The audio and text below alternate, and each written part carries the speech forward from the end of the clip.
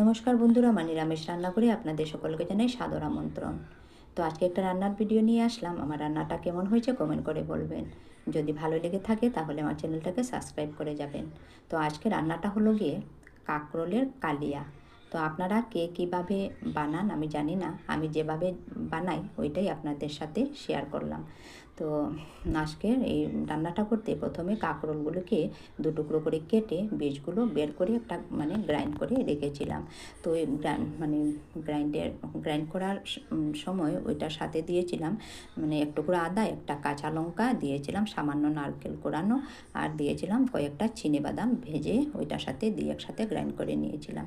তারপর প্যানের মধ্যে পরিমাণ মতো তেল দিয়ে সামান্য একটু হিং ফোড়ন দিয়ে ওইটা যেগুলো গ্রাইন্ড করে রেখেছিলাম ওইগুলো ঢেলে দিলাম।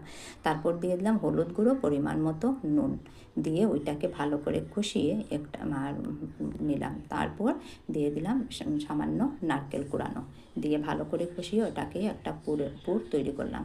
তারপর ওই পুরগুলো ওই কাঁকরোলের মধ্যে সুন্দর করে সব কাঁকরোলের মধ্যে এই পুরগুলো ভরে দিলাম। তারপর ওই প্যানের মধ্যে আবার তেল দিয়ে ওই পুরগুলোকে বেসনের মধ্যে চুবিয়ে ওটাকে ভালো করে ভেজে নিলাম। তো ওইগুলো ভাজা হতে হতে ওইদিকে একটা মশলা রেডি করলাম। তো ওই মশলাটাতে দিয়েছিলাম একটা টমেটো, দুটো কাঁচা লঙ্কা, এক টুকরো আদা, আর দিয়েছিলাম 1 চামচ জিরের গুঁড়ো, 1 চামচ ধনের গুঁড়ো, হাফ চামচ কাশ্মীরি লঙ্কা গুঁড়ো, আর কয়েকটা চিনিবাদাম ভাজা কয়েকটা ছিল ওইটাও দিয়ে দিয়েছি একসাথে। তো দিয়ে একটা মশলা গ্রাইন্ড করে রেডি করে নিলাম।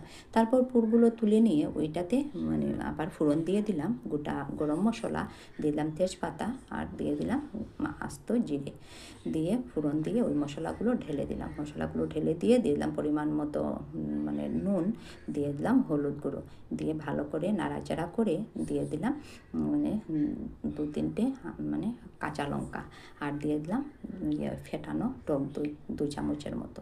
ফেটানো টক দই দিয়ে ভালো করে মশলাটাকে কষিয়ে নিলাম।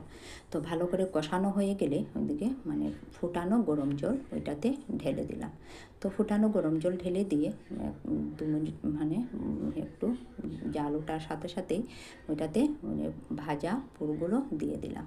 তো ভাজা পুরগুলো দিয়ে 2 মিনিটের মতো ফুটিয়ে নিলাম। দিয়ে দিলাম ধনেপাতা কুচানো, আর সামান্য পরিমাণে সরষার তেল। রান্নাটা কেমন হয়েছে কমেন্ট করে বলবেন। ধন্যবাদ।